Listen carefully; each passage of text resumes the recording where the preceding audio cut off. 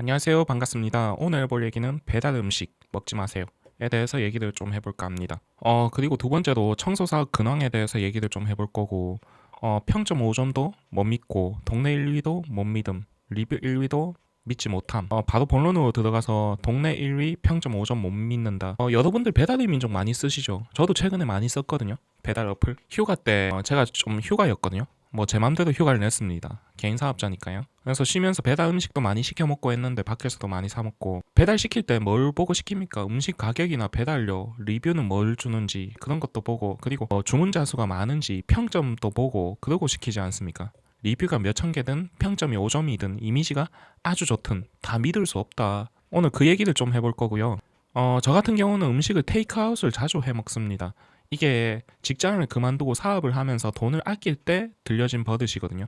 그리고 저는 쓸데없는데 돈 쓰는 걸 안 좋아해요. 뭔가 배달비 같은 거 아낄 수 있으면 아끼면 좋죠. 그래가지고 제가 포장해서도 많이 먹다 보니까 그 버릇이 아직도 남아있거든요. 물론 지금 같은 경우는 모르긴 몰라도 대한민국 평균 직장인보다 훨씬 많이 벌고 있거든요, 돈을. 그래서 배달비 같은 건 저한테 의미 없어요. 배달비가 몇천 원이든 만 원이든 의미 없는데 그냥 습관이 그렇게 되어 있다 보니까 제가 포장을 해서 먹는데, 그러다 보니까 생긴 게 뭐냐면 매장을 많이 보게 된다 해야 되나? 매장을 보면서 그런 생각이 드는 겁니다.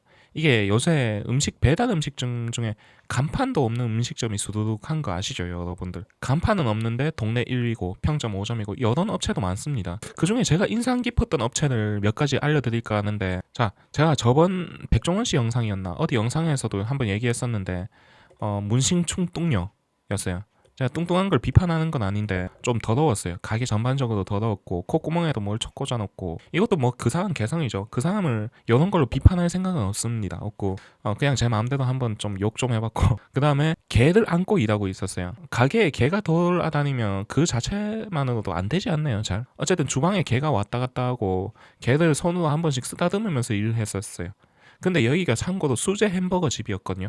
매장 이미지는 굉장히 좋았고, 가게 이름에 여자 이름을 박아놓다 보니까 되게 이미지가 좋았어요. 근데 실제는 문신충이었고요. 뚱뚱했고요. 뭐 뚱뚱한 걸로 비하하고 그런 걸 어쨌든 개를 안고 일을 하는 게 문제죠. 시켜 먹는 사람들이 이걸 알까요? 여기가 리뷰가 많고 평점이 5점이고 동네 1위라도 개를 안고 그렇게 요리를 하면 먹을까요? 수제 햄버거 어떻죠? 다 야채로 만들고 손으로 야채 얹고 그러지 않습니까? 요 가게들이랑은 상관없습니다. 요거는 제가 그 음식점 쳐가지고 아무거나 띄워놓은 거고요. 여기가 그 다음에 한 곳 더 있는데 동네 1위, 압도적 1위 프랜차이즈 햄버거 집이었고요. 리뷰 수가 수천 개가 있었어요. 근데 아저씨가 가게에서 담배 피고 손도 안 씻고 재료 만지는 걸 우연히 봤고요. 좀 섬뜩하더라고요. 그냥 그 손 그대로 냉동 돈가스 그 꺼내는 거 보니까 냉동 패티죠. 여기 지역이랑은 상관없습니다. 요거는 제가 마음대로 띄워놓은 거고요. 그 다음에 한 군데 더 얘기하자면 평점이 상위치인 만두집이 있었고요. 근데 저 같은 경우 만두 같은 경우 오프라인으로 직접 가서 자주 먹거든요. 만두가 오래됐다고 속재료를 다시 다 까가지고, 전날이었나 이틀 전이었나 그래 됐다고 그 속재료를 다시 다 손으로 뭉쳐가지고 만드는 걸 봤어요. 근데 그걸 맨손으로 하고 계셨거든요. 만두에서 냄새가 났고요. 그거 보니까 이 집은 다시 안 가야 되겠다는 생각이 들더라고요. 참고로 여집도 배달의 민족에서 굉장히 상위 티어였습니다. 그 다음에 누구나 알만한 저가 테이크아웃 커피 매장이었어요. 여기 커피집 같은 경우는 뭐 우연히 알게 됐는데 20대 후반에서 30대 초반이 벤츠녀가 운영 중이었고요. 요 부모님이랑 해가지고 좀 관계를 맺고 있었어요. 알고 지내는 사이였는데 저는 당연히 부모님이 해줬을 줄 알았는데 이 사람이 다 했다고 하더라고요. 그렇다고 사업성이 있어 보였냐? 아니었거든요. 거기에 팔목과 발목에 타투가 있었어요. 목 쪽에도 있었던 것 같고요. 그리고 누가 봐도 그 화류계의 냄새가 났거든요. 그래서 구독자 중 한 분이 물어보더라고요. 저분 되게 그 뭐 사업성이 좋다 했나? 어쨌든 그랬는데 제가 얘기했어요. 이런 사람이면 그 사람이 과거를 한번 생각해 봤을 때 뭔가 대단한 사업을 하진 않아 보였죠. 보이고, 그리고 직장을 충실하게 다녔을 것 같지도 않아요. 그러면은 압도적으로 화류계일 가능성이 높다 하고 넘어간 기억이 나거든요. 어쨌든 결론부터 얘기하면 그쪽이 맞았고, 어쨌든 매장에 대해서 더 얘기해 보자면 제가 아메리카노를 시켰거든요. 시켰는데 입술 쪽에 뭐가 미끌거리는 거예요. 그래서 떼서 보니까 그 여자 입술 모양으로 립스틱 자국이, 기름 자국이 좀 있는 겁니다. 있으면서 살짝 빨간 자국이 있는 거예요. 여기에 립스틱이 기름으로 되어 있거든요. 립스틱을 드셔보신 분들은 알겠지만 요게 약간 기름 성분이 남아요. 컵 이런 데 묻으면 남거든요. 그 자국이 그대로 있는 겁니다. 있어가지고 어쨌든 뭐 컵만 바꿔달라고 별말은 안 했어요. 안 하고 그 다음에 바꾼 컵도 좀 더럽더라고요. 그래서 아 여기는 위상 상태가 좀 안 좋구나 뭐 그런 생각을 했고 참고로 영업 정지됐고요. 영업 정지된 거는 어떻게 하냐? 내부 수리 중이라는 편말이 붙어 있어요. 근데 내부 수리를 안 하죠. 한 보름 뒤에 다시 열더라고요. 아, 정지 먹었구나. 그렇게 생각을 하는 거죠. 그리고 참고로 이 매장이 1등이었습니다. 동네. 여기 그 카페가 많아가지고 카페가 한 7, 8군데 이렇게 됐었거든요. 반경 한 1, 200m 안에 그 정도 됐었어요. 근데 이런 업체인데 동네 1등이다.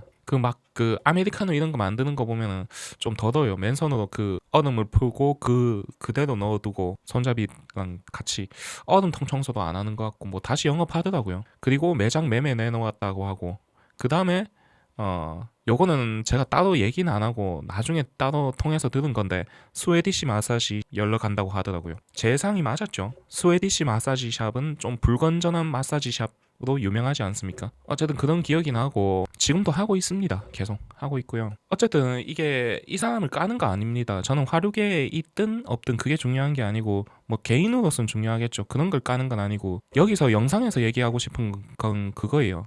어쨌든 배달 음식도 눈에 보이는 게 다는 아니다. 특히 배달의 민족 이런 거는 많이 그 마케팅할 수 있지 않습니까? 그래서 저 같은 경우는 음식을 시켜 먹거나 할 때 가능하면 직접 아는 매장에 시켜 먹으려고 해요. 여기 울산이고요. 여기 울산대학교 앞이거든요. 뭔가 롯데리아라든가 이런 건 인증이 있죠. 굉장히 유명한 업체죠. 그리고 더만족. 이게 족발집인데 전국 체인점입니다. 여기가 실제로 매장을 가보면 굉장히 깨끗하거든요. 물론 양은 좀 적습니다. 적은데 이런 데서 시켜 먹거나 합니다. 뜬금없는 데는 좀 자제를 하는 편이고 제가 여기에 공무랑 여초회사를 왜 적어놨냐면 저는 기계과입니다. 고등학생 때 기계과를 졸업했고 대학교도 기계과를 나왔는데 잘했어요.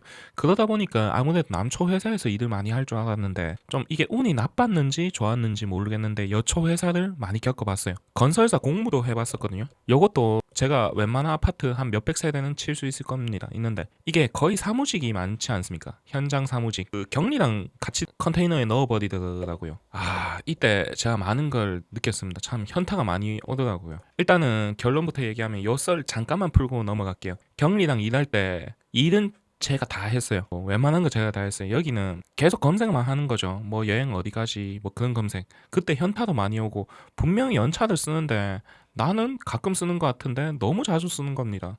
나중에 물어보니까 생리휴가. 근데 꼭 금요일에만 써. 꼭 월요일에만 써. 그리고 이 친구가 그 결혼을 예정이었는데 이 남편이 참 불쌍하다 싶은 게 쿠팡 기사를 그렇게 땡땡 달달 볶아대는 겁니다. 술을 일주일에 3-4번씩 마셨고요. 다음날에 해장해야 되는데 쿠팡이 그 배달 시간 그게 있나 봐요. 배달 시간 정해진 시간에 와야 되는 그게 있나 봐요. 아침 8시 반까지인데 왜 육개장이 안 오냐고. 배달 기사가 많이 늦었냐? 아니에요. 10분인가 20분 늦었어요. 그리고 왜 늦었느냐? 여기가 참고로 여기 건설사에 격리랑 같이 일할 때가 오지였어요. 굉장히 여기 보여드릴게요. 울산이고요. 여기 보면 석유화학단지 보이죠? 영영공업단지 보이고. 아니 쿠팡 기사가 이렇게 시내에 배달하고 여기 아무것도 없는 횡한데 들어오면 좀 늦을 수도 있지. 본인 해장 못했다고 그렇게 배달 기사한테 욕을 하는 겁니다. 환불해라 뭐 어쩌라 하면서 당신 8시 반까지 반드시 와야 되는 거 아니야 하면서 막 그렇게 빽빽거리더라고요. 그리고 남자친구랑 싸우는 걸 그렇게 많이 봤어요. 제가 별것도 아닌 걸로 남자친구를 진짜 무슨 들깨 볶듯이 볶더라고요. 그러면서 이 친구가 참고로 월급이 220이었습니다. 제가 그 당시에 공무를 보고 있었기에 얘가 격리 업무를 안 해가지고 제가 공무 플러스 격리까지 다 했거든요. 이 새끼는 얘는 그냥 여행 검색, 차 검색. 참고로 K3 타고 다녔고요. 결혼해가지고 남자친구 돈으로 요 차 산답니다. 볼보 XC60이었나 70이었나 요거 산답니다. 요거 왜 사냐고 물어보니까 안전하대요. 뭐 연예인이 사고 났는데 고속도로에서 요거 문 열고 그냥 나와서 아무것도 안 다쳤다든가 하여튼 안전해서 요거 산답니다. 그리고 얘가 술을 많이 먹어서 그런지 똥 냄새가 지독했어요. 제가 컨테이너 그 현장 사무실 같은 경우는 컨테이너 이런 사무실 많이 쓰죠. 요런 사무실에 둘이 있었거든요. 요거보다 좀 컸어요. 직각형. 요런 사무실에 있었거든요. 둘이 여 안에 화장실이 같이 있었어요. 근데 여자 화장실이 아니라 화장실이 하나죠. 그래가지고 저보고 밖에 쓰라고 하더라고요. 자기는 여기 쓸 테니까. 그러라고 했죠. 뭐 저는 별로 불편할 거 없었으니까. 그래서 저는 밖에서 다른 화장실 쓰고 이 친구 혼자 썼어요. 여성분들 변비 많으시죠? 여성분들 화장실 냄새가 그렇게 지독한 걸 이때 처음 알았어요.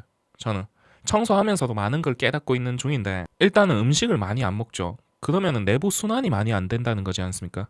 그러면 아무래도 내부에 오래 있으면 냄새가 더 날 수밖에 없겠죠. 그 다음에 얘는 술을 일주일에 3번 이상 먹어요. 와, 진짜 이거는 상상을 초월하는 냄새. 그렇다고 환기도 막 못 시키겠어요. 눈치 보여가지고. 얘가 월급은 220 받고 격리지만 완전 갑 오브 갑이었다.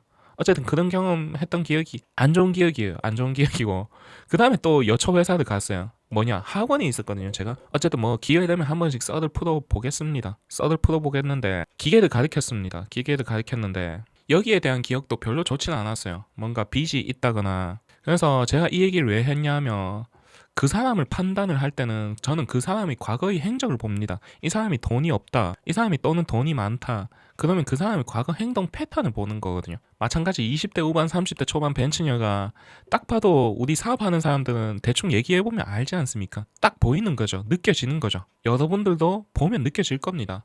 어떤 느낌이었냐면 약간 이런 느낌? 이런 느낌이라고 하면 정확할 것 같아요. 예. 되게 좀 요 정도로 이쁘진 않으셨고요. 어쨌든 그렇고요. 그래서 배달 음식을 좀 시켜 먹으면서 생각이 나서 영상을 만들어 봤고 여러분들도 건강 생각해서 배달 음식 시켜 먹을 때는 가능하면 줄이면 좋겠지만 그게 쉽지가 않을 때도 많잖아요. 그럴 때 좀 깨끗한 업체에서 시켜 드시는 걸 권장드리고요. 그리고 두 번째로 제가 배달 기사분들을 딸배라고 왜 비하하는지 알 것 같아요. 저는 배달 기사분들을 존중하고 가능하면 뭐 편견 안 가지려고 노력합니다. 근데 최근에 참 이게 편견이 많이 생기고 있거든요. 어떤 거냐면 횡단보도입니다. 횡단보도에서 저는 배달 기사님들이 횡단보도 막 끌고 운행해가지고 막 운전하고 그런 거 상관없어요. 인도 위로 다니고 이런 것도 상관없고요. 남한테 피해만 안 주면 전혀 괜찮다고 생각합니다. 더운데 좋은 일 해주시는 분들이죠. 어떻게 보면 우리가 힘들어하는 배달해서 따뜻하고 맛있는 음식을 빨리 먹을 수 있지 않습니까? 가능하면 좋게 생각하려고 합니다. 근데 이게 요새 참 이게 편견이 막 생기려고 하는 게 뭐냐면 제 구독자분들 중에서도 배달 기사님들이 많거든요. 많아가지고 요거를 비하할 생각은 없고요. 얘기를 좀 할게요.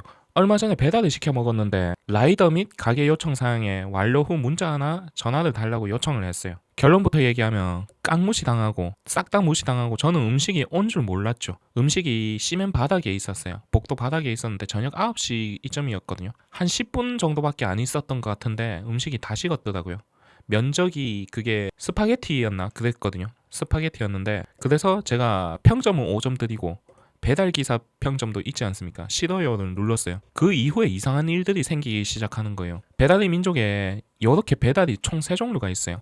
한집 배달이 있고 알뜰 배달이 있고 그리고 가게 배달이 있죠. 요게 이번에 알았는데 가게 배달은 가게에서 책임을 지고 배달을 하는 거고 요거는 배달의 민족 영역이라고 해요. 한집 배달을 시켰죠. 가족들끼리 음식을 시켜 먹는 자리여서 시켰는데 굉장히 늦게 온 겁니다. 음식도 다 식어서 왔고요. 뭐 좋습니다. 배달의 민족에 전화를 했죠. 요게 원래 한집 배달인데 바로 와야 되는데 3번이 기사가 바뀌었답니다. 3번 바뀌고 마지막에 차로 배달을 왔거든요. 아저씨가 어떤 아저씨가 차로 배달로 왔어요. 마티즈 끌고 한 60대 대 보여이셨는데 그러면서 느끼는 거죠.